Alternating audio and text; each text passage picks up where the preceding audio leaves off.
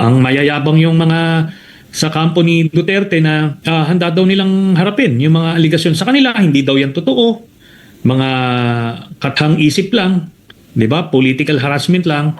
So mga kababayan, Trillanes, muli na naman pong nagnyaw-nyaw dito sa social media, no? Kaya nagpa-interview pa po talaga itong si former Senator Trillanes, no? Talaga naman mga kababayan, hindi po titigilan itong ating Vice Presidente hanggat hindi ma-impeach, no? Kasi alam niya na pag hindi po na-impeach itong ating Vice Presidente ay may kalalagyan po talaga sila dito. Hindi ako sigurado mga kababayan, no? Pero may nabasa akong statement, sabi niya na hindi siya tatakbo ng mga national o local, no, sa 2028 kasi pag si Sara Duterte ang nakaupo, wala ring mangyayari. Ibig sabihin mga kababayan, inadmit niya na si VP Sara Duterte ay mananalo bilang presidente. O dahil dyan, no, maraming salamat sa iyo, former senator.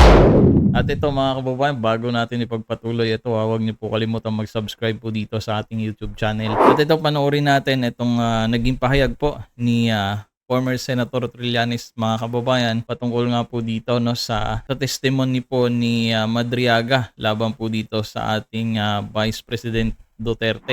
Isunod na natin agad, Maan. Kasama na natin via Zoom si dating Senador Antonio Sonny Trillanes IV. Magandang hapon po. Good afternoon. Magandang hapon po sa inyo, kasama nga Sandro at kay Miss Maan. Oo, yun nga, tila mukhang magtutuloy-tuloy na itong impeachment laban kay VP Sara at nadagdagan pa nga sentry ng pangatlo. Yes. Sana nga magtuloy-tuloy na ito. At ito na yung noong pa na paulit-ulit na mga aligasyon na hindi naman ina-address. Kaya hindi natin masasabing rehashed ito kasi ano lang, for as long as it remains unanswered or unaddressed by VP Sara, ano ito, misteryo ito na kailangan natin malaman yung sagot. Bukod sa dati ng articles of impeachment na nandun na rin sa isinampang impeachment complaint nung nakaraang taon, ay naisama ngayon, Sentry, itong under oath na statement ni Ramil Madriaga, yung self-confessed bagman ni VP Sara Duterte. Nakausap mo siya dati, di ba, Sentry? So talagang si Madriaga po yung isa sa mga pinaka-star nila mga kababayan para mapa-impeach itong si Vice President Sara Duterte. Talagang tiwalang-tiwala po sila dito sa testimony na ginawa po nitong Madriaga. So ano pong naging bakit confident kayo na gamitin yung kanyang statement, no, dito sa articles of impeachment sa bise ngayon? Ganito po, nung una lumabas yung affidavit na yan, tayo po ay na-curious, just like everybody else. Ano ba ang katotohanan sa likod nito? So I did the basic investigative work. So tinignan natin yung mga open source documents na pwede nating ma-check para ma-validate natin yung kanyang mga allegations or mga claims. Then nag-request ako ng meeting sa kanya through the lawyer. At I had a 3-hour interview sa kanya.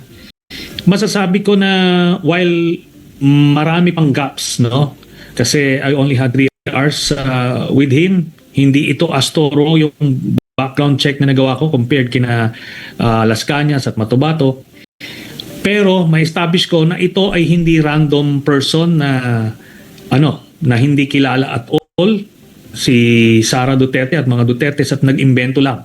So nalagay natin siya dun sa posisyon na pwede niya magawa yung claims niya. Ay balikan natin yung naging pag-uusap niyo ni Ramil Madriaga nung panahong binisita niyo siya sa kanyang piitan sa BJMP. Sentry. So yun nga po, no? Ang kailangan nating i-rule out muna is ano ba ito? Itong tao na ito ay scammer lang, gumagawa ng kwento na talagang figment of his imagination lang yung kanyang claims. So yun na nga, through yung basic research natin at investigation, nakita natin na talaga meron siya ugnayan sa mga Duterte. Tapos sabi nga ni Vice President Sara Duterte, baka nakipicture lang yan sa kanya tuwing may mga event siya. Tapos meron siya mga claims na nag-check out. So malalagay natin siya dun sa posisyon na pwede niyang magawa yung sinasabi niyang ginawa niya. Ngayon, doon na lang natin matetest yan sa trial or even dito sa investigation kung gaano nga katotoo yung kanyang mga aligasyon. Ang kapatid po mismo ng Vice President na si Congress, si Davao City Representative Paulo Duterte, nagsabi na diversion lang daw itong mga ihinaing impeachment complaint laban kay VP Sara Duterte para pagtakpan itong mga maanomalyang flood control projects. At sinagot niya siya sa inyong X account at sinabi mong hayaan mo Pulong, hindi ko kinakalimutan, hahabulin ko pa rin yung 51 billion pesos mo. Ito nga ba yung tugon ni Sentry ni dating Senador Antonio Trillanes nga doon sa paratang ni Davao City Representative Paulo Duterte na diversion lang daw itong impeachment complaint laban sa kanyang kapatid para pagtakpan ang maanomalyang flood control projects. Ano pong take nyo doon, Sentry? Ito, si former Senator Trillanes na ito, mga kababayan, ng 51 billion di umano yung kay Pulong. Samantalang yung ibang mga lantaran ng mga nakikita nating issue sa flood control, wala naman siyang action. Talagang Duterte lang ang binabanatan nito. Unang-una po ay hindi po totoo yung sinasabi niya kasi nagkataon lang talaga na February 6 or January 14 ko ang reckoning natin yung sa Supreme Court ruling na pangalawa, ko ang isang reckoning natin ay yung last year na filing February 6 pwede na mag-file yung sa impeachment, yung 1-year ban. Kaya talagang ifa-file itong impeachment case na ito dahil hindi naman ito sinagot, di ba? Talagang ginamit nila yung kanilang impluensya para hindi matuloy yung impeachment hearings last year. Kaya ito ngayon. Pero yun na nga, kagaya nung naging mensahe ko dun sa social media na hindi natin makakalimutan itong mga flood control case na ito kasi talagang hahabulin ko pa rin yung... Ba't ayaw mong unahin yung mga malalaking mga nakurakot na alam naman natin na kung sino? 51 billion pesos ni Pulong Duterte na na-allocate niya nung presidente yung tatay niya. Yung 51 billion na allocation kay Pulong Duterte, yan na yung pinakang malaking halaga dito sa skandalo na to, dito sa flood control at infrastructure sa DPWH. Ang usapin sa flood control, yung 2024 issue. Ang layo naman ng mo.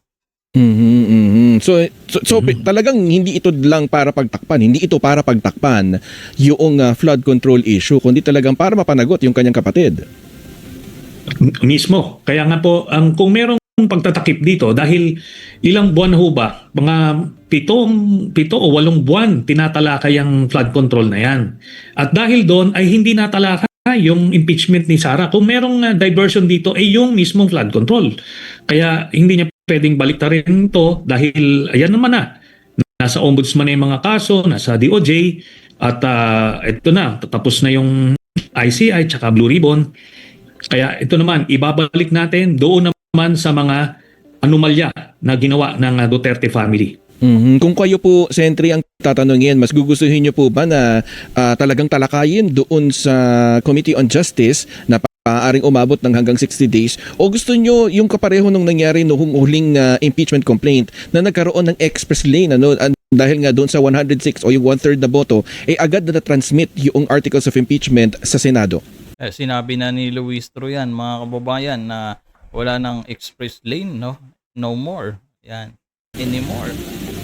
Para wala nang wala nang maging problema pa sa Supreme Court later on, di sundin na lang yung kanilang ruling ngayon na dito muna talakayin sa House Committee on Justice yung impeachment complaints laban kay Sara.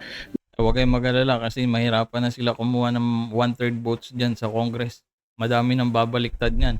So, para magkaroon ng pagkakataon, makita na agad ng mga kababayan natin yung mga ebidensya na hawak natin. At sa ganon, after 60 days, makikita naman natin I am sure, pag lumabas lahat yung ebidensya na sinasabi natin, marami tayong mga kababayan makukumbinse. At dahil dyan, marami ding mga... marami mga kababayan makukumbinse para iboto kayo? Nako po, no way. Politiko na siguradong tatawid na ng kabilang tulay. Tatawid talaga papunta sa kampo ng BP Sara. Yung posibilidad, Sentry, na hindi pa rin sumipot ang pangalawang Pangulo para madinig sana, no, yung kanyang side doon sa mga ibinabato, no, sa mga artikulo sa impeachment complaint laban sa kanya, kasi possible daw yun na hanggang sa huli hindi pa rin talaga sisipot, Sentry. Kung gagawin niya yan, makikita natin dito na hindi totoo yung sinasabi niya na handa siyang harapin. Di ba? Ang mayayabang yung mga sa kampo ni Duterte na handa daw nilang harapin yung mga aligasyon sa kanila, hindi daw yan totoo. Mga kathang isip lang, 'di ba? Political harassment lang. Pero pagka hindi siya sumipot diyan, maliwanag sa taong bayan kung sino yung tatago mula sa katotohanan.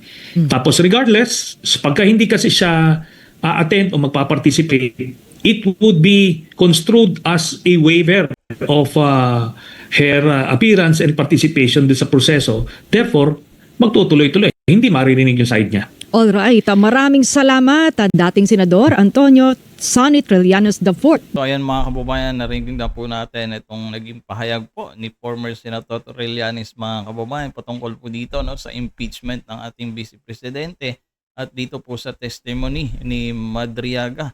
At nabanggit pa nga dito yung flood control issue di umano ni Pulong Duterte. Mga kababayan, kung may opinion ka, i-comment mo lang po dyan sa baba. Maraming salamat.